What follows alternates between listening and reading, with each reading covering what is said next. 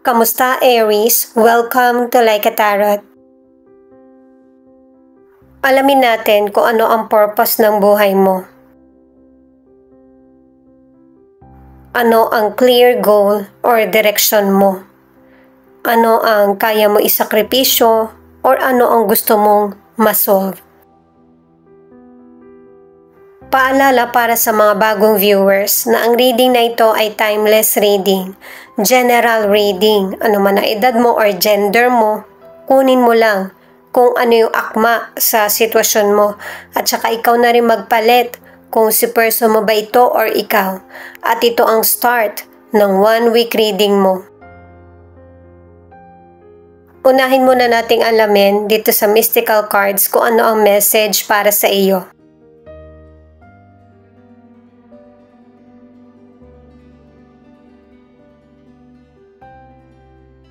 Kung ano man yung gusto mong baguhin sa buhay mo or meron kang mga pinaplano, pag-isipan mo itong maigi. Kasi ano man yung situation na kinakaharap mo, kahit malabo ito, magkakaroon din ng linaw sa iyo.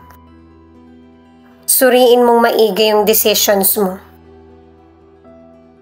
Kung yung relasyon mo sa kapwa mo or sa person mo ay may kaguluhan, magkakaroon din ng pagkakaisa ng hangarin or nais sa buhay. Makakamit mo ang clarity at saka happiness sa buhay mo.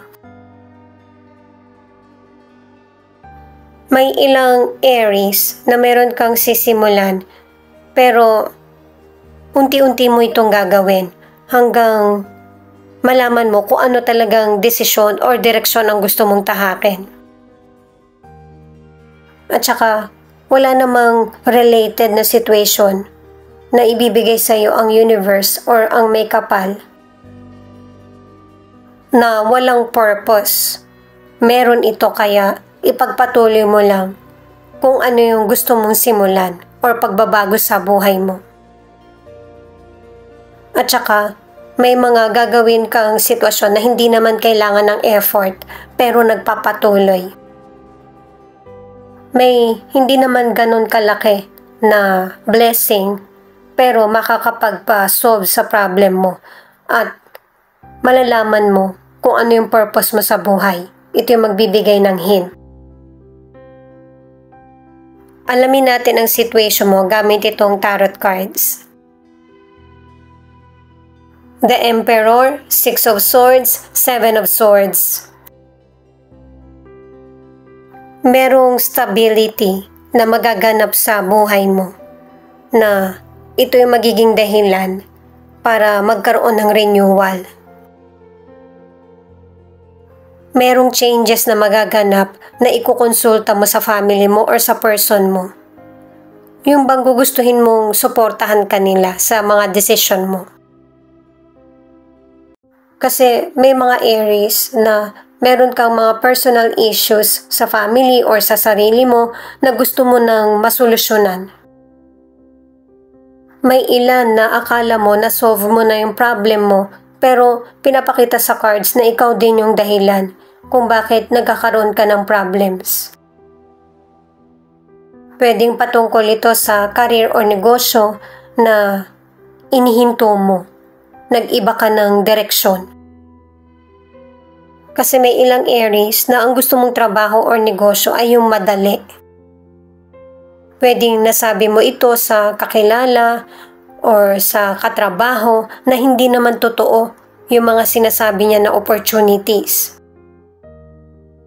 Pwedeng yung advice sa career or negosyo ay in-apply mo pero hindi naging effective. Kaya ang advice ng mga cards ay maging resourceful, flexible at creative sa career mo o negosyo.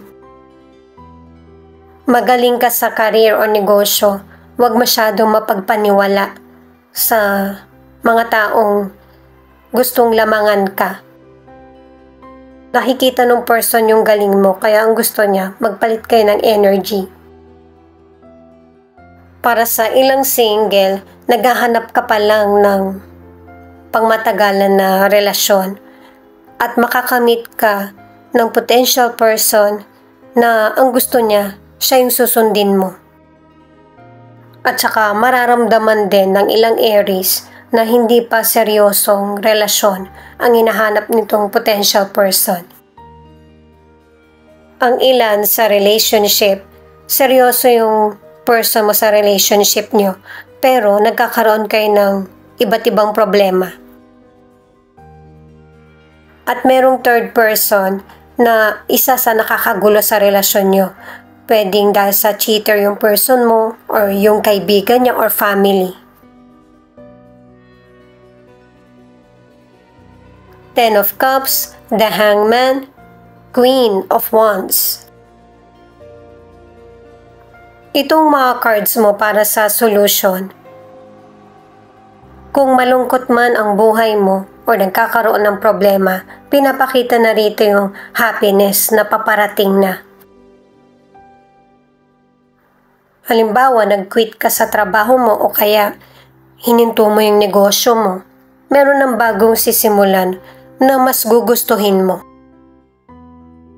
May mga taong magiging masaya sa mga magiging desisyon mo.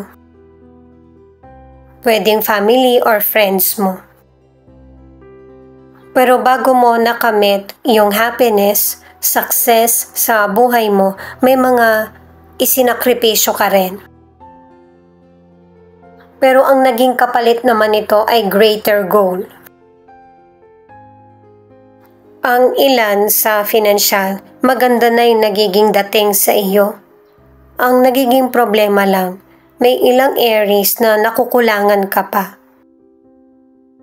Kaya nagkakaroon ng financial issues na imbis na konti lang yung problema, nagiging worst. Susolusyonan mo yung problema sa financial at ikokontrol mo din yung sarili mo. Kaya maibabalik muli sa dating maayos ang financial mo or money. Ang nagiging problema kasi sa ilan para sa financial ay yung spending habit. May ilang single na hinahanap mo yung long-term na relasyon. Kaya kinikilala mo yung mga potential person, pero hindi mo pa talaga nahanap yung happiness sa kahit na sinong makilala mo. Pero may isang potential person na magiging interesado ka kasi masaya siyang kasama at nararamdaman mo yung kalayaan sa kanya. Ang ilan sa relationship, maybe ikaw ito o yung person mo na isinasaayos niya yung relationship niyo pero hindi ka masaya. Kaya ang advice ng mga cards, suriin mong maigi yung mga options mo pagdating sa pakikipagrelasyon. Kasi yung person mo, kahit may pagkakamali man siya, gagawin niyang lahat para maging masaya ang relasyon niyo. Two of Pentacles, Two of Swords in reverse, Ten of Pentacles in reverse. Ito yung cards para sa outcome. Para sa ilang Aries, kailangan maging honest ka sa sarili mo kung ano talaga yung priorities mo sa buhay.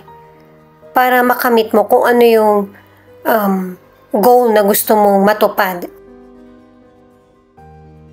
At saka, may mga Aries na nakakamit mo na yung success sa buhay mo, pero nawawalan ka ng balanse sa personal mong buhay.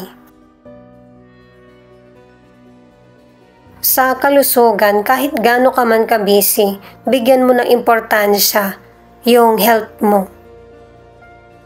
Kasi soon, mararamdaman mo or aaminin mo sa sarili mo na hindi ka healthy. At may ilan na may hereditary, yung bang namamana yung sakit. At saka ang ilan, bata ka pa, pero yung pamumuhay mo, mga kinakain, iniinom, unhealthy. Kahit nasa future pa itong mga cards, mag-ingat pa rin. Kasi merong sakit na hindi natutumbasan ng money. Para sa ilang single, kahit ready ka na, may mga potential person pa rin na hindi pa talaga ready na makipagrelasyon at kailangan mo tong unawain. Kasi may ilang single na ikaw at yung potential person parang kayo na, pero wala pang confirmation. Pero ang gusto ng potential person ay i-enjoy yung kasama ka at saka yung single life. Na no strings attached. Na parang kahit makipagrelasyon ka sa iba, nasa sa iyo. Makakapag-desisyon ka kung ganitong relasyon ba ang gusto mo para sa sarili. Kasi yung potential person, hindi pa siya magkukommit. Yun yung pinapakita sa cards. Ang final card ay Nine of Swords. May ilang Aries na meron kang dinamdam na situation. Pwedeng na heartbroken ka or hindi ka masaya sa nagiging outcome ng buhay mo. Yung napagdaanan mo ay napagdaanan na rin ng iba na akala mo yung problem na ito ay napakalaki na makakasira na sa mga pangarap mo. Pero ang totoo, nagpatatag pa sa iyo. Nagkaroon ka ng mga plano para sa relasyon, career, or financial. Hindi ka na mahihirapan sa mga darating pa na problema kasi alam mo na ang magiging solusyon. Ang ilan sa relationship ay nagpapatuloy pa rin ang relasyon niya ng person mo pero nagiging malamig ka sa kanya. Merong mga problem or issue na hindi nyo mapag-usapan or ayaw mo na kasi mapakinggan pa kung ano yung sasabihin ng person mo. Ang ilan sa inyo ay nagkahiwalay, ang ilan naman ay nagpapatuloy sa relasyon pero hindi ka masaya. Ito yung feelings ng person mo na pwede rin ipakita kung ano yung feelings mo. Pwedeng ikaw ito o ang person mo na meron kang sitwasyon na pinagdaraanan na sa umpisa nakasakit sa iyo, pero unti-unti natatanggap mo na ito. Mas naging malaya ka pa sa kung ano yung naging totoo or katotohanan sa situation nyo. Mas nagiging klaro na sa paningin ng person mo kung ano yung gusto niyang direksyon na tahakin sa buhay. At alam niya na siya na yung may power para magkaroon ng desisyon kung ano ang dapat nang putulin or ipagpatuloy sa koneksyon nyo o relasyon. Pero syempre itong person mo, positive yung mas naiisip niya para sa relasyon nyo or koneksyon. May mga nangyari sa nakaraan na nakasira sa relasyon nyo pero pinipilit niya itong isaayos, magkasama man kayo or hindi na. Pareho kayo ng person mo na hindi nawawala ng pag-asa at nakikitaan nyo ng kasagutan or possibilities kung paano susolusyonan yung mga problems na pinagdaraanan nyo or sitwasyon nyo sa buhay. May mga solution ang problems nyo at saka merong opportunities na darating. Maraming situation, solution, or problem na marireveal sa iyo. Sa umpisa, masasaktan ka or may pagkalito. Umuulit lang yung reading natin na may mga solutions yung problems mo. At nasa tamang direksyon ka ng buhay mo. Pinakita na rin sa mystical cards na ipagpatuloy mo kung ano yung purpose mo sa buhay or goal na gusto mong makamit. Huwag kang padaig sa kalungkutan kasi parte ito ng journey ng buhay mo. Maaari na ang ilan magkaayos kayo ng person, magkabalikan, pero ang ibang Aries, magkakaayos kayo ng person mo na may kasunduan, lalo na kung meron kayong mga anak. magiging committed sa relasyon at responsibilidad. Ang iba naman ay magiging committed sa responsibilidad. Kahit na nagkahiwalay. Thank you at saka ingat kayo palagi. Pakiclick na rin ang notification bell para updated ka sa Laika Tarot Readings. Leo, Libra. Ito yung ilan sa 12 zodiac sign na nangunguna sa reading na ito.